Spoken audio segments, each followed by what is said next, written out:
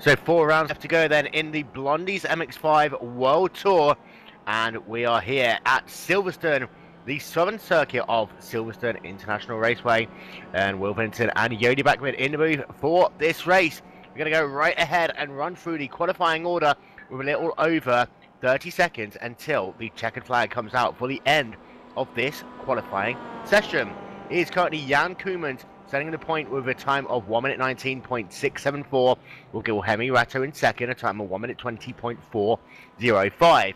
Yeah, Yanis in third, and Chuck Johnson in the fourth position. Nico Brandt in fifth. Benjamin Lanute in the sixth position.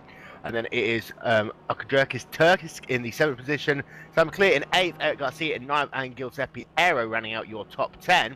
There is times in the top 10 as we stand at the moment. The checker flag is now in the hand. Any drivers who are on the track doing a lap, they are allowed to complete it. Those drivers currently include, just having a look through, so yeah, Yanis is on the racetrack. As I said, he's currently in the third position. He is working his way around the middle portion of this racetrack momentarily. Just a couple of corners left for him to go in this qualifying session for him. Working his way into the chicane, flicking it right, holding the curbs nicely. And you see there, this is where they kind of rejoin the international layer of the circuit down on the last part of Beckett. And then he'll bring that car to the left-hand side. Down the hangar straight away. Yanis has only managed to do a couple of laps in this qualifying session. He's passed some, as I say, a 1 minute 20.612 set early on in this session. He has gone another lap in the 1 minute 20s, but been slower ever since then. Working his way now down into the final corner.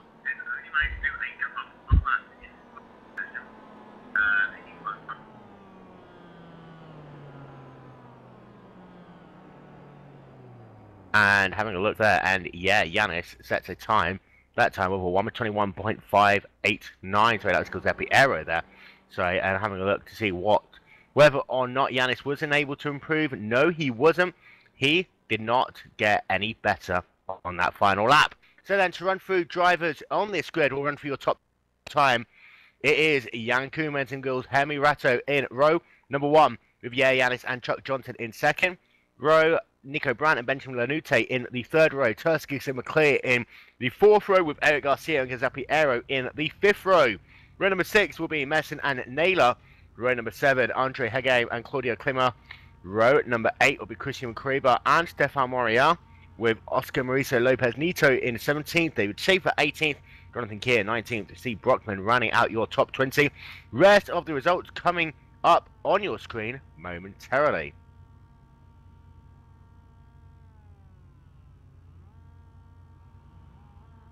So we're going to go racing here in less than 30 seconds time. You see, it is Jan Koemans and Hemi Ratto on the front row.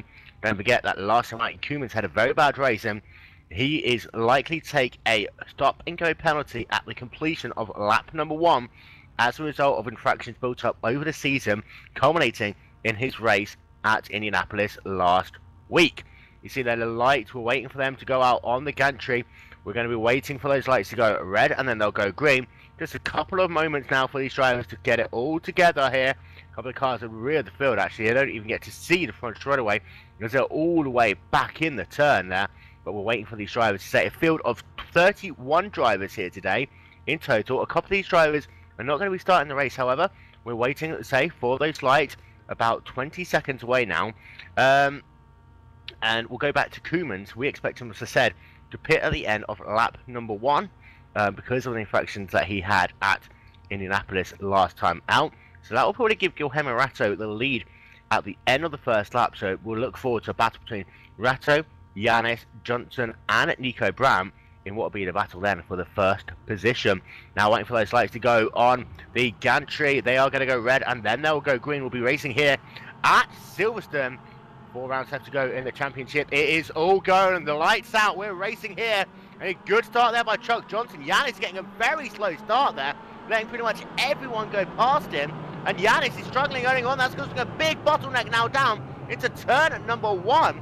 Yanis just didn't get going there, and that meant that these cars had to swarm to avoid him. It is Jan Koemans out front, with Hemi Ratto in second, Chuck Johnson in third, Benjamin Lanute in fourth, with Nico Brandt looking as though he's going to try and make a move down into this corner. Not going to be close enough, but in fact Nico Brandt might get pushed wide a little bit there by the 16 of Sam McClear, but As I say, we'll have to have a look to see exactly what happened there to Yanis, because he's fallen right down the field, and he's currently sat in the 11th position, and Yanis just didn't get going. But instead, one guy who really got it going was Andre Hegheim. He started, I had to check, 5, 6, 7, 10. He started somewhere like 14th, and in the first corner he was 8th. So wow. He got 6 positions. We got it on the camera actually. He just took a huge dive bomb into the first corner there, but miraculously nobody got a wreck out of it. But lots and lots of action in the first half a lap.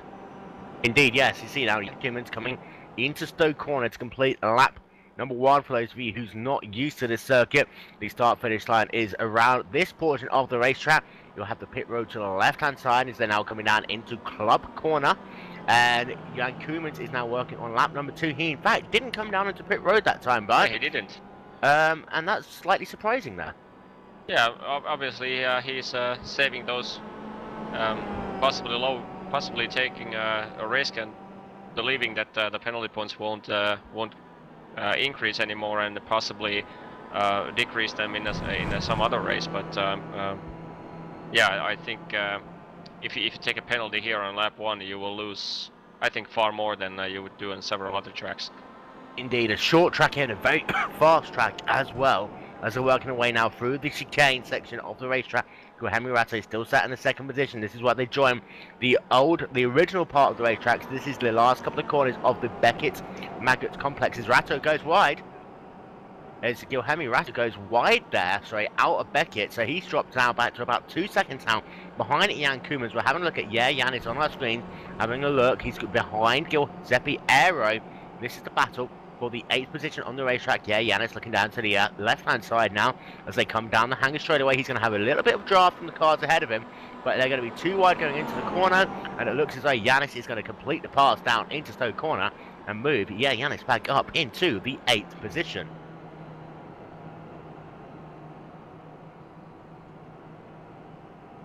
So it is Ratto from Johnson from Lanute from Helgame now. Helgame up into the 4th position, as Jan Koemans now has made a pit stop.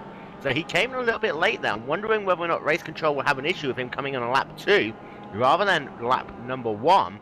But he came down at the end of the 2nd lap, made himself a pass-through penalty by the look of it, and is now back out on the racetrack behind Mian Meson, and he is sat down in the 10th position at the moment. Giuseppe Aero is just ahead of him in 9th, and yeah, Yanis is gone actually wide there, down in turn number 3. He's wiggling on that coal over the place in the 37 car, and that's going to lose him a couple of attempts for a second. But Andre Hegheim, you know, from 13th position now up into the 4th position.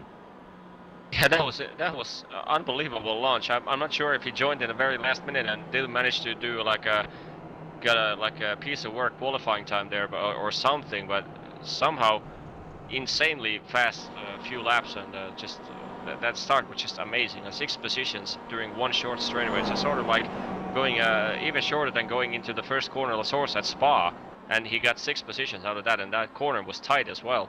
So yeah, not only that, but he got, like, in the next two laps he got 3 more positions. And let's see, his first, I think, not necessarily the first full clean lap, but let's have a look at the lap time. 1:21.440. He was actually the fastest man on the whole track. Yeah, and no, take that back. Nico Brandt behind him actually did faster than that, but other than that, yeah. But still, both those drivers, both Hegheim and Brandt, are currently 1/10 of a second faster on that last lap than Guilherme Ratto, who's coming up towards the 89 car to put him 1 lap down as they're coming in to turn number 4. Ratto there is going to make the pass on Chuck Johnson. Just trying to figure out what happened there. In fact, it looks as though Chuck Johnson, trying to think what happened to him there, but it's actually, I take that back. So it was Eric Garcia who they put 1 lap down. Eric Garcia's had a bad race. He's now 1 lap down after starting this race in the 9th position. Scott Malcolm is down on pit road, as is Stefan Morial.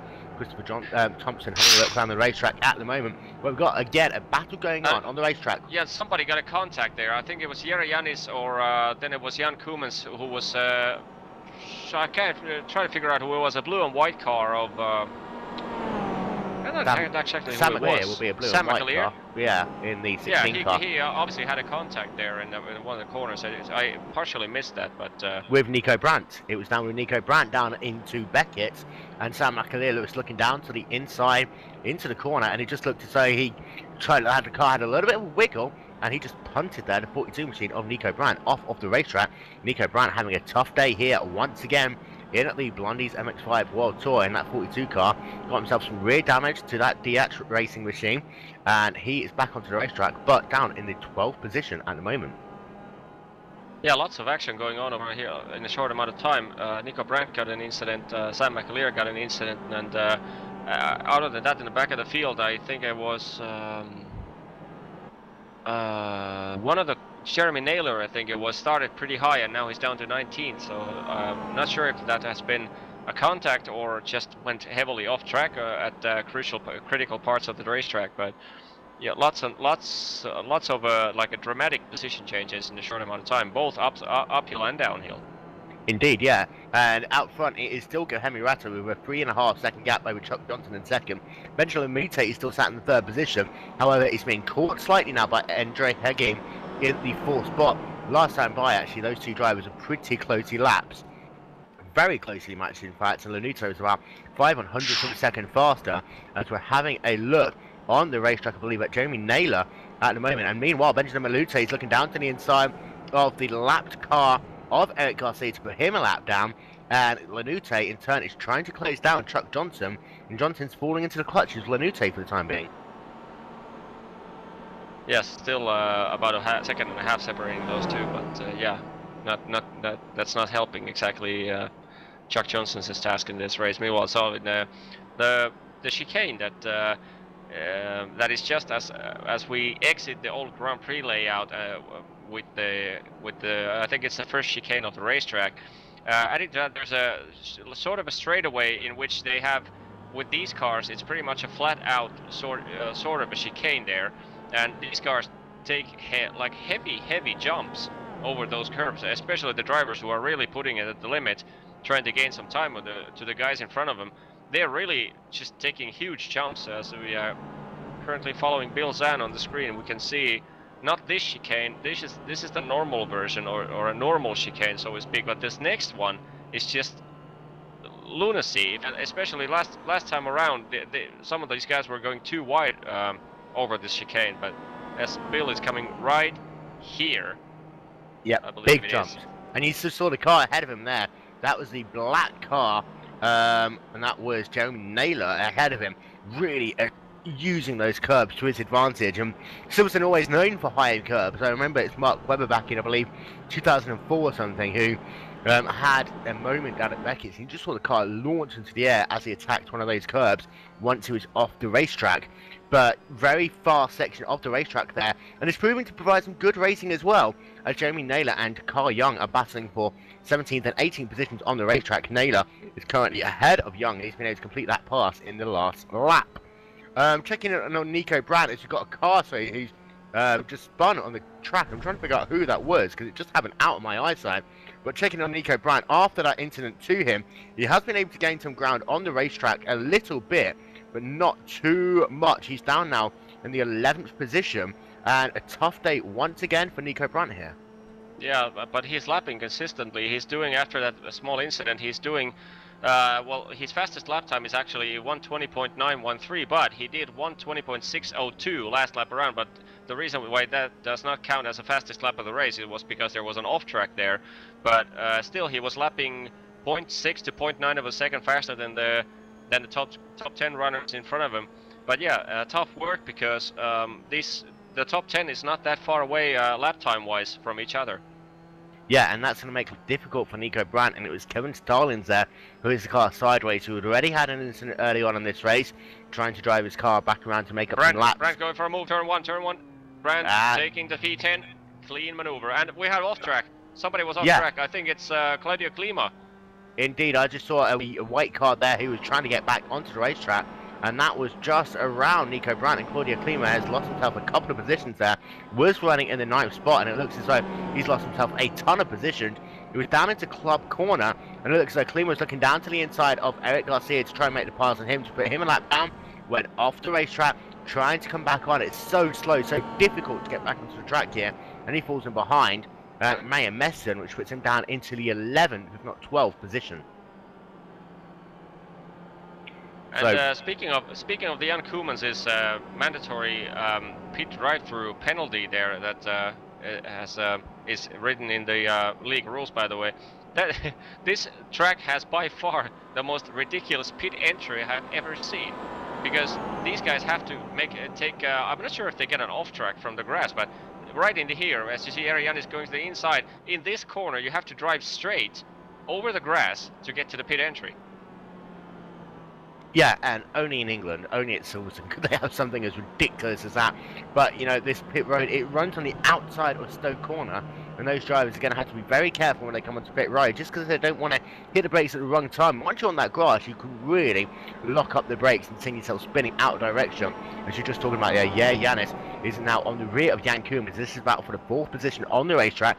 Koeman's in the 55 car, is trying to hold off that pressure from Yanis. Koeman's, of course, started this race from the pole position, as we've seen so often, but had to make that mandatory drive-through penalty at the start of the race.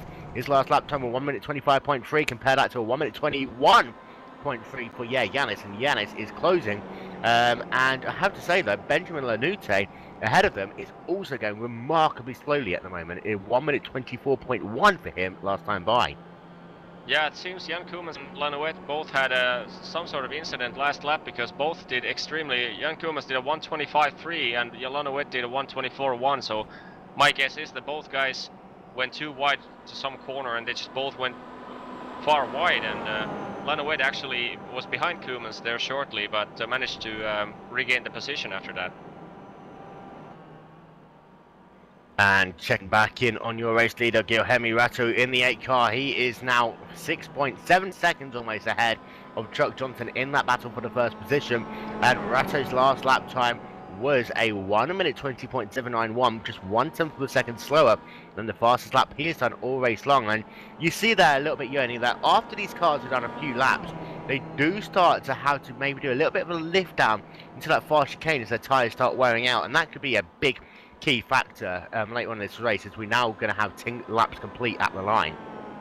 Yes, we just to remind everyone that these guys are not doing the setups by themselves for this league. This league is running fixed setups, so everyone has exactly identical car, and that just basically proves that brings up the what suits best for each driver. As Arianis, by the way, is getting P4 the outside. Just before they return to the Grand Prix, not sure, I'll just get that back. I think it's, yeah, just before they return to the Grand Prix section, he took an outside line into the little right-hander there, and completed the pass for P4. But yeah, this is, sorry, just go on. No, I was going to say the same thing you were going to say anyway. So move, yeah, Yanis up now into position. Benjamin Lanute slipping back. We talked about how he's struggling a little bit a few laps ago. He's now dropped back into the 6th position by the look of it. Sorry, the 5th spot in this race. Andrew Hegem, after charging through this field, has started to drop back a little bit now. He is currently sat in the 6th position. His lap time is fairly consistent, but he's got himself a very fast Jan Koeman and Yanis ahead of him now. So his best chance is to try and hunt down Benjamin Lanute, who is in turn trying to work back on Yanis as they're coming down into the chicane. Lanute's car seems to be very good in the draft, but once it's in clean air, it looks as though it's hitting a brick wall here. Yeah, it seems like Lanouette is driving closer to his own limit than Koeman and Yanis and Chuck Johnson and Ratto are doing, because he is lapping fast every time he manages to complete a full lap. But it seems like every time he gets behind gets into the draft, he tends to miss his brake markers just slightly, and he just sort of seems to be pushing the car just slightly too much and doing a huge amount of mistakes because of that. He is fast, but I wouldn't do that with the price of that price. And again, Jan Koeman's going slowly. I wonder if these guys are catching slowdown penalties for cutting the chicane, because that's that's the 5th time I've seen guys go slowly on that back straightaway. Yeah, and I'm having a look at Koeman's there, and having a look back to see what happened at Beckett, because that would have been a time that it would have probably happened, and he just went off track there, a little bit wide out of the last part of Beckett's, and you know, that's not going to actually give you any time at all. but it looks as though race control deemed that if you go off track there at any point, you are going to have to slow down. And I'm not sure whether he actually did slow down or whether he just slow getting back onto the power, but he's shot back now behind Benjamin Lanute and Yanis, so move Koemans back down into the 5th position, and that's going to be a critical factor later on in this race once those tyres start going away. Yeah, especially it will be fun to see who manages to save his tires the best, as Koemans is now looking to the inside of Benjamin. Who saves his tires the best, because everyone's driving identical setups, plus they remember that these guys have to do the pit stop, which is also a mandatory thing. It's just Koemans goes very wide again. Oh, don't clip off the Lannoy car there. That was a close very one. Close, very close. As they came down into that fast chicane, and you know that's what happens when it goes wrong. You hit the curbs the wrong way around, it's just going to speed to the right hand side. And Koemans manages to get back onto the racetrack, but is once again back down into that 5th position. Perhaps desperation starting to creep in now for the 55 car of Jan Koemans, currently running in that 5th position. And he has tried to get past Lanute and Yanis, well, I don't know how many laps now. He gets out in front, and then he struggles, but now he's looking down on the outside. Perhaps they come down into club corner. This is going to be a bold move. Yeah, and he's now looking down to the inside. Beautiful pass. Don't go wide, don't go too deep. Oh! That was close. And Lanute will get back past there, but Koemans really is driving that car harder than we've seen him do. And it seems to be that once Koemans gets into traffic, he's having a lot more difficulties when running in clean air. He's going to try and make a move back on Lanute once again, but while all this is happening, yeah, Yanis is able to get himself up to about a 2nd gap now over this battle for what is the 4th place on the racetrack. Jan Koemans and Benjamin Lanute to come down into this flat out chicane. Once again, they flick it right, and it looks like Koemans isn't going to make a pass there. Surely not. No, indeed, he does just stay behind for the time being, clipping that curb once again. You just see how they have 2 wheels over the curb, in fact, as they come down now into Maggots and Beckett. And it looks as though that they're being very aggressive on that fast chicane. It's now Koemans is now looking down to the outside. Got the job done. Easy. Yeah, Koemans is very aggressive going through that section. You can see the cars, when you compared Benjamin's and Jan's racing lines through that corner, the sequence of corners, Jan took a far more aggressive entry there. He uses the curbs far more, gets on the power far earlier because of that, but it's very risky, and it's not something for the low-skilled runners to do. So that's even Jan Koemans there, who has been dominating the series pretty much, is struggling with that when he takes that kind of approach. But he has to do it because he's running out of time here, even though we still have like this races in a very early stages. But still, if he keeps doing this, he's going to run out of laps. And for anyone who's wanting to hear something more than Benjamin Lanute, Jan Koemans, and Yanis, we apologise, but this is by far one of the best battles we're having on the racetrack at the moment, as Koemans goes wide once again. And that is going to allow Lanute to just close up a little bit to come back into the chicane once again. You just see how much determination they need to have. They first flick it to the right-hand side. They use those cones ahead of them as a marker, as you just see them flicking the rear end of Koemans' car, just stepping out a little bit now as they bring it down into Maggot slow. Traffic ahead of them and Jan Koemans. And you see there, that was the 7 car going down 1 lap. That is Christopher Thompson in that 7 machine. Out front, it is now a 10.3 second gap to Chuck Johnson in the battle in the 1st position. Johanny Rassi still your race leader, as he is working now on lap number 15. Chuck Johnson in 2nd, Yanis in 3rd, Koemans in 4th, Lanute in 5th to run through the rest of your top 10. As Lanute is now also passing that slower traffic. It is Andre Hegem in 6th, Giuseppe Aero in 7th, Nico Brad in 8th. Koemans got Jarek going for the inside line into turn 1 there. He has the inside line, but don't break it. Don't break late again, please. Oh, it goes wide and he goes to the grass, but manages to keep it under control. That was an inch away from spinning. Yeah. But Jarek has the better exit now. Indeed, and that will give Yeri the chance to try and make the move as they come now down. And it's not going to be that easy for him, though. He's going to come into chicane. In fact, looks like Koemans just got away with that very quickly. It is Aero 7th, Nico Brand 8th, Claudia Klimmer 9th, and Turskis in the 10th position. As now Yanis going a little bit wide out of the chicane. And this seems to be, you know... And again, there's a slow car. Again, there's a slow car out of the chicane. Yeah. What? I wonder who that was. I can't see in the telemetry anyone who would be stalling. I think it was a lapped car there. Maybe letting faster guys pass, because I don't see anyone losing dramatic positions. Indeed, and it's interesting to see just how bad it is. I think Mayo Mercer might have had a penalty because he's lost himself a couple of positions that last lap. I'm just having a look back at the 81 car. And indeed, no, he lost that position earlier on in the lap. That was down to turn number 1 when he went wide, and he allowed Carl Young to get past him in the battle for the 16th position.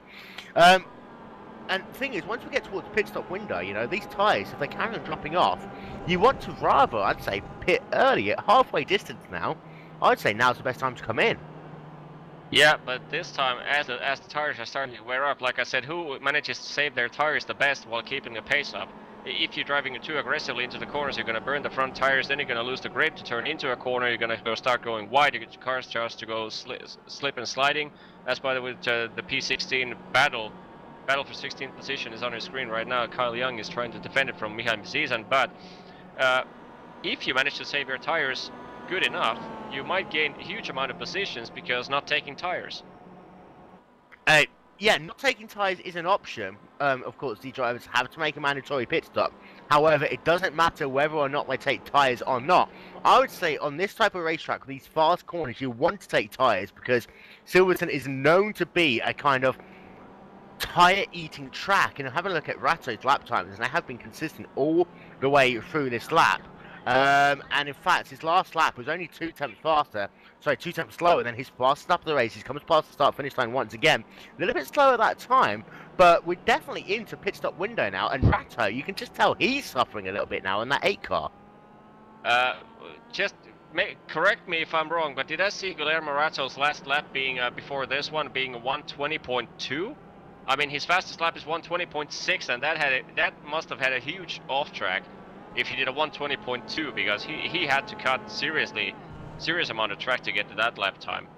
It was a 1:20.8. Oh, okay. So you missed the 8 out, but hey, we'll let you off that one. And Jan Koeman's last lap, by the way, was the fastest lap of the race without off track, and that was 1:20 flat. Wow. Insane lap time. Yeah. And once Jan Koeman is into the clean air, he's definitely one of the fastest cars on the racetrack. He is currently circulating out in the 3rd position, trying to hunt down Chuck Johnson in that battle for the 2nd position, working around lap traffic as they come down into Beckett. And that was the 07 car of Jonathan Keir that you saw happening there. And then Lau Jow is the next victim, but he should get him on this to hang the straightaway, if not just as they come out of Stowe Corner.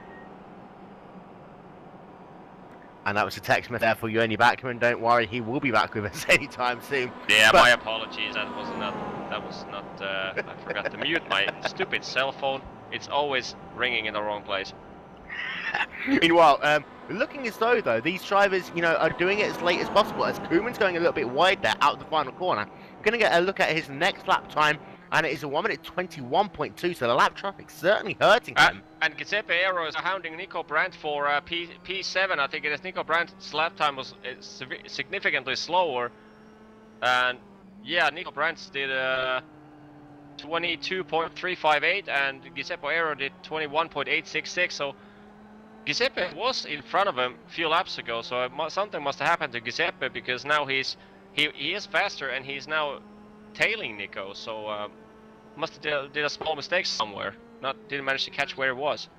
Yeah, and that is the battle for 7th, 8th position on the racetrack. And don't forget, you got Andre Hegame in the 6th position as well after that fast start. Starting to get into some issues now with drivers hounding him down on the racetrack as they're working on lap number 18 of 30 here at Silverstone. This is, of course, 4 races left to go here in the Blondie's MX5 World Tour. In fact, 3.5 races left to go if you're going to put it that technically.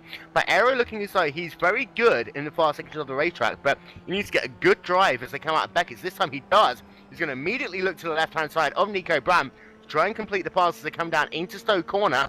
And looks as though he's going to be clear. Giuseppe Aero will pass Nico Brandt there and move him up into the 7th position.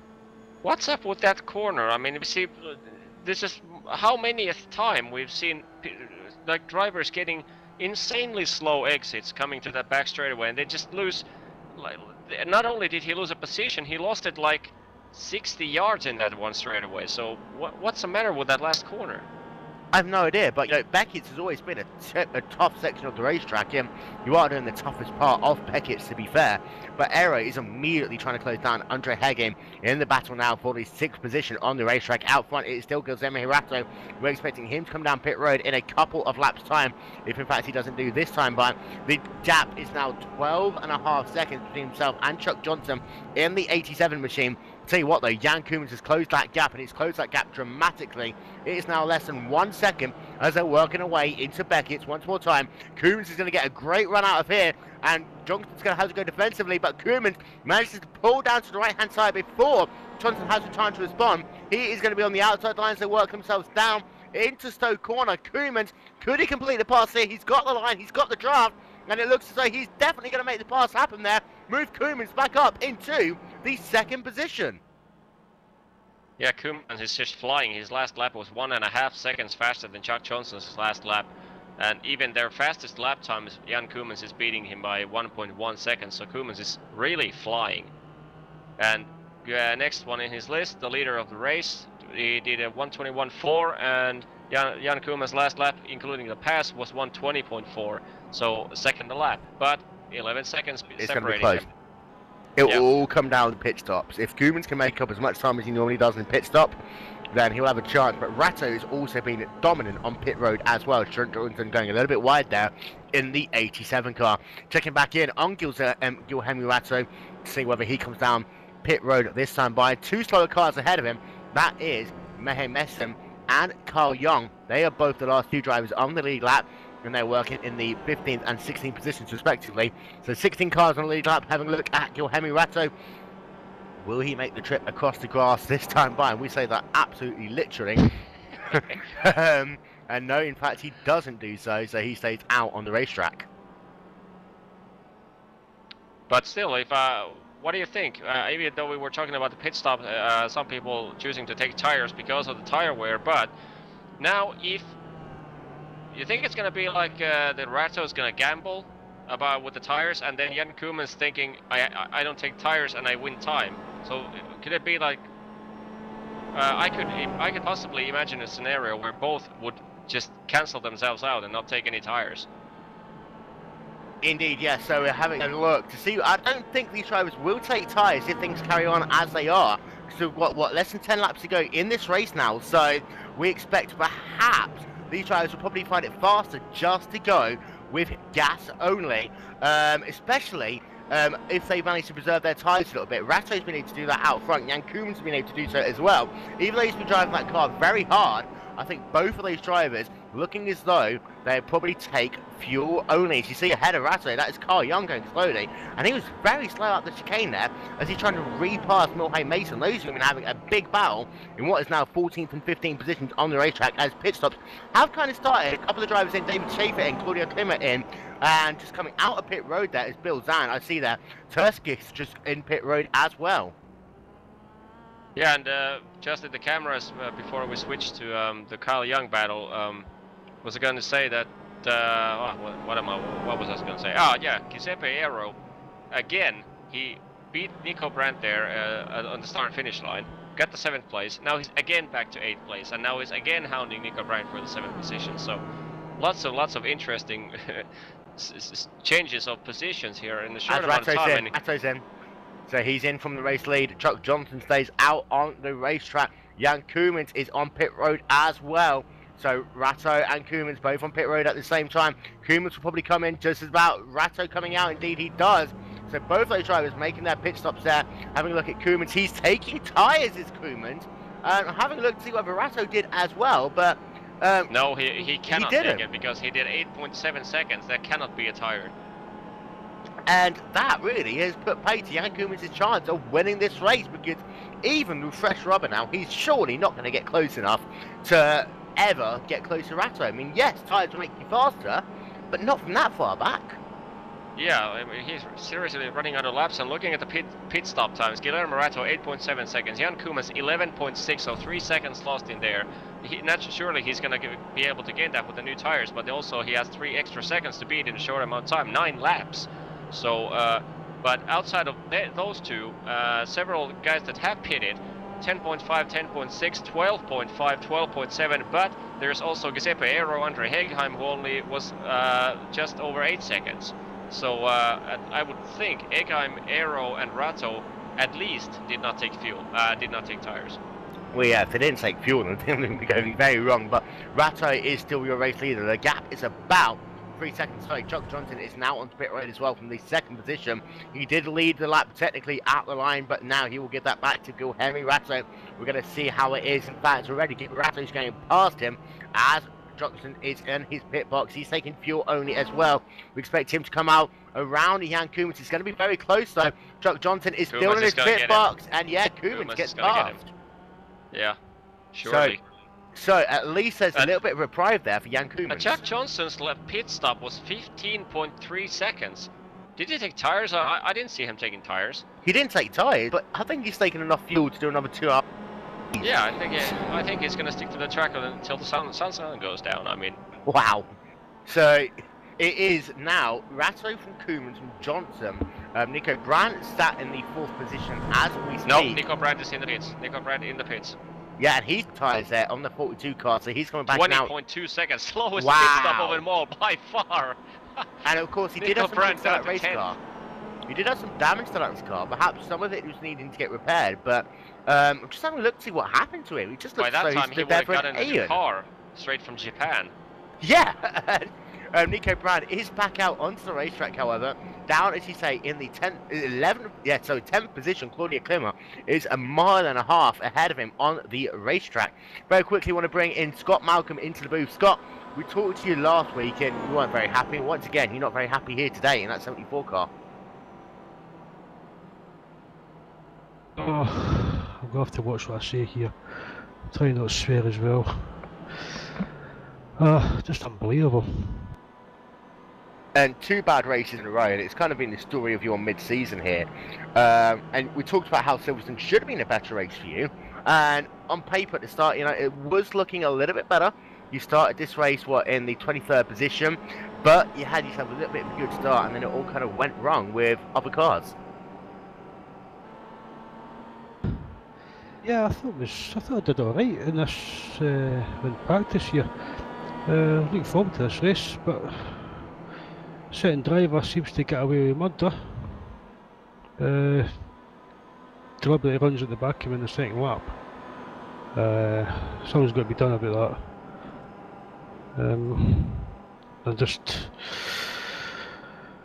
I don't know what to say. I suppose all we say is see you next week and hope for a better performance, Scott.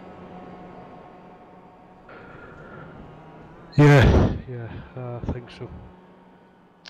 But I'll leave the admins to sort out the mess. I've said my bit. 10-4, and you see that we've got Malcolm. He'll be classified in the 27th position as Carl Young just coming out of pit road. Now, in fact, Carl Young looks as though he had himself a speeding penalty because he didn't actually stop. Oh no, he did. He did stop at his pit box. He was just very far at the top of pit road. He's back out onto the racetrack, one of the last drivers to pit in this race. Guilherme Ratto is still your race leader. Jan Koemans in second. That gap is 9.1 seconds on the racetrack. Last time by, Jan Koemans did a 1 minute 20.040, just 12 thousandths of a second slower than he'd been earlier on in this race. Guilherme Ratto 121.6. Yes, technically Koemans can catch him, but at 5 laps to go, he's not going to be able to make a pass. Surely not. Well, 1.5. That was 1.6 seconds he got from that last lap, and if you multiply that by 6, that's 9.6. So not only does he have to catch him, he has to find a way past him. So of course you have the long straightaway right before the start-finish line, so he could make a last corner maneuver there, but it's gonna be close. And if Guillermo starts pushing now, Guillermo is still 1 second off from his personal best time. So if he just pinches even a few tenths a lap from that time, surely there's no time for Koemans, because Koemans did his almost personal best, like you said, and still it was 1.5 seconds, and that's barely enough to catch. Yeah, and having a look at Koemans as he comes past the line once again, and this time by it is a 1 minute 20.298. So when you compare that to Ratto, Ratto did a half a second faster than last time around. you know, Koeman is going to take a miracle for Koeman to even get close up to the rear of Ratto in this battle for the first position. Second is Johnson, but I tell you what, yeah, Yanis has caught him, and that battle for the third position looking like that can hot up with just a couple of laps left to go in this race. Yeah, Yanis in the 37 car, Chuck Johnson in the 87, battling for third position here. And yeah, Yanis has had himself a good second part of this race, but still, I need to figure out what the hell happened to him at the start of this race, because he just went nowhere. Yeah, I think it's just basic maneuver. Even the pros suffer from it. He just, my guess is that he just forgot to put the gear on. And when you don't put the gear on, you cannot slam it in there when you have high revs. So, just in the screens right now, by the way, Eric Garcia, who started this race in 9th position, I believe it is. Yep. Sorry, I was having a look there. Yanis right on the rear of the 54 car, trying to put him a lap down, and almost ran into the rear of him as they came down into that fast, non-stop, right, left, right sweeping before they came down into Beckett. And you were saying, Yoni, but very close there for Yanis. They always got Eric Garcia right as his screen and live broadcast. I think it was a cameraman's curse this time around instead of commentator's one. But Eric Garcia does a nice little spin and drops an extra position there. Now down in the 21st position, but he started in 9th, so his race pace has really been struggling tonight. Yeah, there was some damage to that race car, I remember, and he had a tough start to this race. He was well down the field, down on lap number 2, but Garcia now down in the 22nd position even, so struggling there in that 89 DuPont machine. Having a look further ahead of him in the field, and we've got Nico Brandt trying to close down Claudia Klima. Brandt had a very slow pit stop, as we talked about, moved him down into the 10th spot. And Nico Brandt, with that extra fuel as well, he's really going to struggle to try and get anywhere near Claudia Klima. Yeah, but I wouldn't say that, because the last time around, Nico Brandt did 121 flat. The guys in front did 22.8 and 21.9, so 1.8 to the 0.9 seconds a lap did he catch him, so he's surely going to beat at least. My guess is that the first 3 cars on his list, you can see right now, as we're on board with him, on board with Nico Brandt here, that surely he's going to possibly get, my guess is that he will get past the next 3 cars, but then I would guess he's going to run out of road. By the way, Ratto and Koemans in the lead. Sorry, Jan Koemans and Ratto in the lead. The leading 2 cars did identical lap times last time around. And Nico Brandt caught up there, and he had a chance to make a move on Klima down into that far chicane once again, but then just got completely bottlenecked, as it was Giuseppe Era, in fact, ahead of Klima. He made a mistake, and then Klima, as he tried to react to it, had to slow down. Nico Brandt almost running to the back of him. I was just about to say how Nico Brandt was running with damage in this race as it was, and Klima competing a pass there on, I believe that was Giuseppe Aero. I'm just going to check to see whether that was Aero or a lapped car. It was in fact a lapped car of Steve Brockman there in the 18th position, running in that 86 car, who got a little bit of separation between Klima and Brandt for the time being, as Brandt going very wide into the final corner, trying to find his way past. Now Brockman, as they come down into turn number 1, Brandt should take the corner. Indeed he does, down into club, and Brandt now having to make that charge all over again for 1 minute 24. And Jere is right now back up to the rear of Chuck Johnson's car, because Chuck is being held up by a lapped car there, coming into the twisty section in the corners, following which precedes the back stretch. See if the lapped car is gonna block the inside. Yes, he is. Is he gonna? Not, Yanis is not close enough to gain advantage from that, but now it's a question of, is that lap car going to slow down Yeri as well? Indeed, and they will probably put, it will end up being Yanis won't be able to get past as they come down into Stoke Corner, the final corner of this lap. As you see there, Yanis working the inside line. He's going to have to be very aggressive now as they run down to Club Corner. He will get himself a little bit of a draft. This will be of help to him. But as they come down to Club Corner, he's going to have to make that move down to the left-hand side. Lap traffic, of course, have no obligation to just dive out of the way. Yanis making a big move there. And he somehow managed to get on the brakes okay. But that is Yanis saying to Johnson, hey, I'm still here. Yeah, I'd say that was a overall bad work from the lapped car, even though they don't have to move. But since it's like the 2 laps to go and these guys are fighting for a position, that was a dumb move by the lapper. Indeed, a lap and a half left to go in this race. It is still Ratto up front, from Koemans in second, Johnson in third, yeah, Yanis in fourth, Lanuse rounding out your top 5 here. I'm having a look at your heavy Ratto, sorry, in that 8 car. He is coming down the hangar straight away, and this time by the white flag will be in hand. 1 more lap left to go for Gorhemi Ratto. Yeah, no way Jan Koemans is going to be able to catch him. That's a guaranteed victory for Ratto. He just keeps his car on the track the last lap. And I have to say though, Yoni, when you think of it big picture, yes, Koeman's had to make that stop and go penalty, but at the end of the day, you have to be a clean driver to get the results. You know, Koeman's put himself into that position here today. Yeah, several stupid mistakes from a driver that we've seen through this season that has been dominating drivers. But we have to remember that this is the first time that he's actually been under real stress to gain positions, because I've seen several drivers who are very, very fast in a clean air with nothing to fight, but when they have to start fighting, they will burn the tires, they will do stupid late dives, late brakes, wrong racing lines, all sorts of funny stuff that basically you would not think that a fast driver would do. But Jan Koeman has just done like a dozen of them in this race, and you can't win races like that. Yeah, and indeed, if Jan Koeman hadn't made no mistakes, he perhaps would have been a lot closer. No. Badly blocked by the lap car, but now he goes by. That was scary for a second. It did look scary, and I tell you what, if Koeman hadn't made those mistakes, he would have been a lot closer, and who knows what would have happened to this race. But Ratto getting past the lap car there, crisis averted as he comes now down the hangar straightaway for the final time. Lap 30 of 30 will be in the books. Will go Henry Ratto in that doghouse machine, the number 8 car, coming down into Stowe Corner for the final time. Just got a couple of apexes left to hit for him now, and he is going to win the Blondie's MX-5 World Tour from Silverstone, and a great victory by him. Koeman will come home in the second position, but we're going to go immediately back and have a look to whether Giannis is going to make the move on Chuck Johnson's going to round the outside. Is it going to be a track race on the line there? They touch again. Both up into the air. Neither of them's going to get third if it carries on like this. It's a Ricky Bobby moment here for Giannis, as he's going to have to try and get that turn around. Chuck Johnson racing to the line here, and it looks as though Johnson might just have got that, but I'm sure race control will be having a look at that after the race. A pure Ricky Bobby moment there.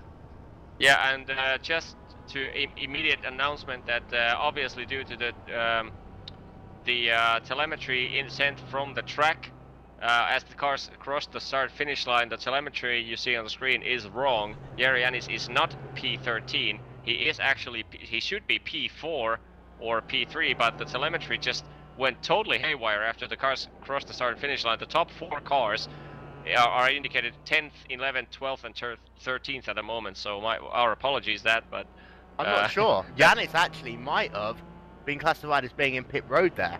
So we'll have to keep an eye out on that. Yeah, but Ratto did a clean last lap, and yet he was marked 11th as soon as he crossed the line, so we'll sort that one out, hopefully. But it is, by the look of it, it is still Chuck Johnson. From Benjamin Lanute, he takes home 4th. Yeah, Jannis comes home in the 5th position, and I'm sure there are going to be words between Johnson and Jannis after this race.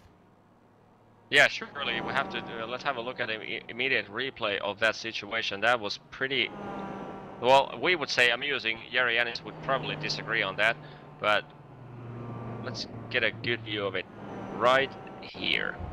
And you see, it was down into Stowe Corner, and it looked as though, Jannis was working on the outside line, and it was, I have to say, Johnson, who was running the curb, he just came up on the racetrack. And if you try and put it into the Super Slow-Mo cam, you just see there that Johnson was running on the curb, then kind of came back onto the racetrack. And if you do it really slowly, it's more Johnson coming up than Jannis coming down, because he moves about half a car up, and that's what causes the first contact. And then after that, Jannis just wouldn't back out of it. And we've seen how Silverstone's had some big moments at the end. I think I remember back in 2010, Hamilton and Massa was one of the big ones. But that was just crazy there, and Chuck Johnson ending up on his roof. Yeah, I think it was Chuck Johnson just came slightly wide, but the thing that put both cars into pushing mode is the fact that Chuck Johnson, who came slightly wide, was slightly in front of Jari Jannis, and as the cars collided, Jari's car just pushed Chuck Johnson's car slightly, rear end slightly to the right, which caused an extra push to the left, and that just multiplied until both cars just went to the grass and the other car went flipping. But yeah, that was a very, very unfortunate ending for a good race from Jari Jannis. And we got confirmation down from pit road. It was Jannis's clutch that got stuck at full 100% when he was trying to shift up from first to second gear at the start of the race.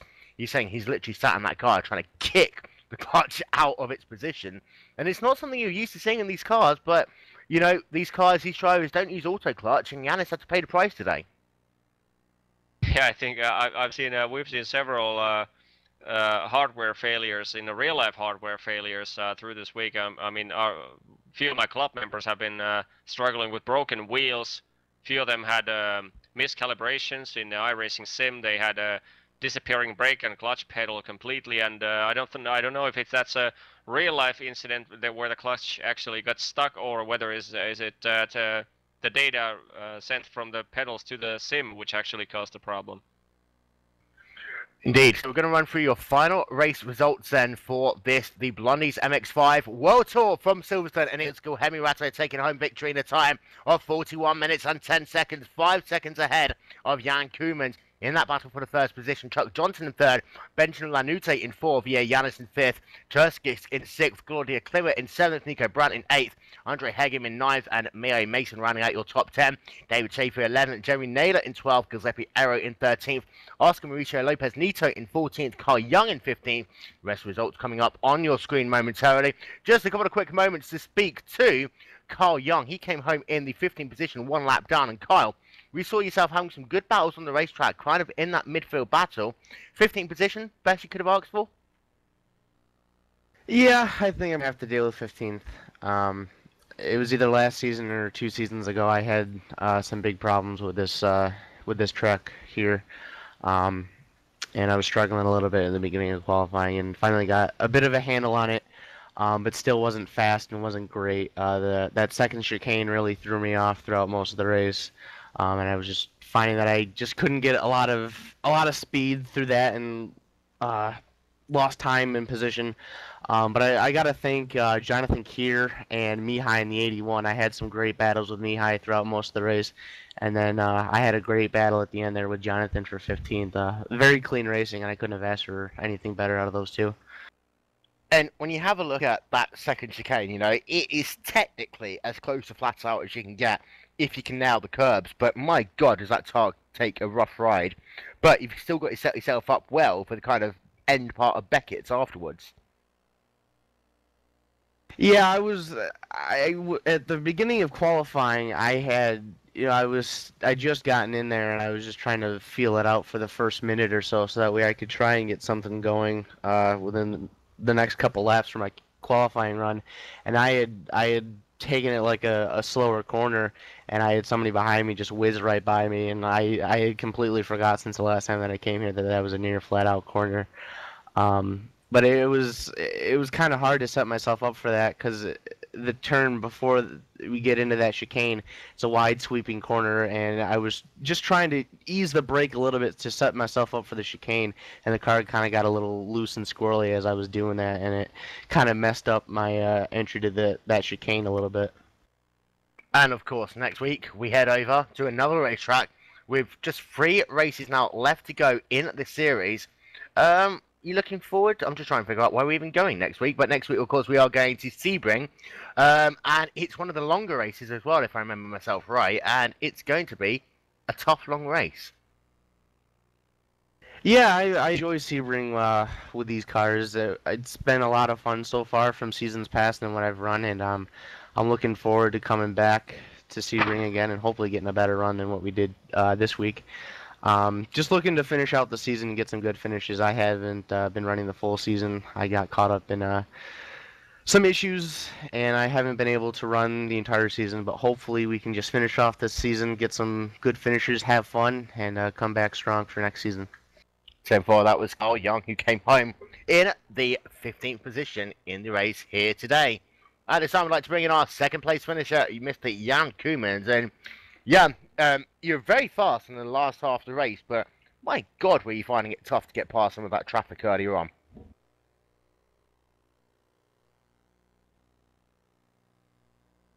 And we'll try one more time. Jan Koemans, Will Vincent, Glacier TV. Can you hear me? Yes, I can hear you. I can hear a few people at the same time. Listen to me. I'm more important than them. But you came home second in the race. Yeah, it's quite difficult because it's easy to drive on your own fastly, but when you catch some traffic in the... Yeah, I can hear you now. Yep, carry on. I can hear myself as well though now, but anyway, it doesn't matter. So you came home second in this race.